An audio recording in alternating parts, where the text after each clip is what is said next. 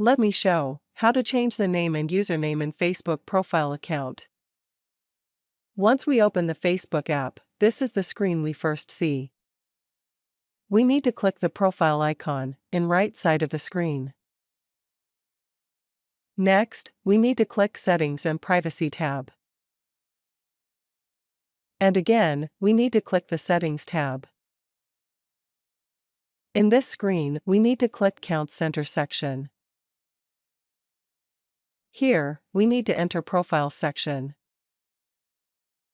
And next, we need to click our profile name. Here, we can click the name option. And next, enter the first name and surname. Facebook will review if the name entered is a valid name before changing profile name. If not valid, then we need to change the name. We can select any of the profile name options. And you can see the Facebook profile name has been changed. The username too we can change in the same manner.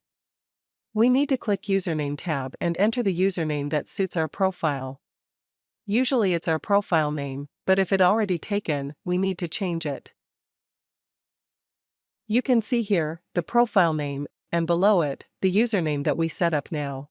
I am hoping this content was of help to you. You can subscribe to my channel and click the bell notification icon to get new updates when I more tutorial content like this.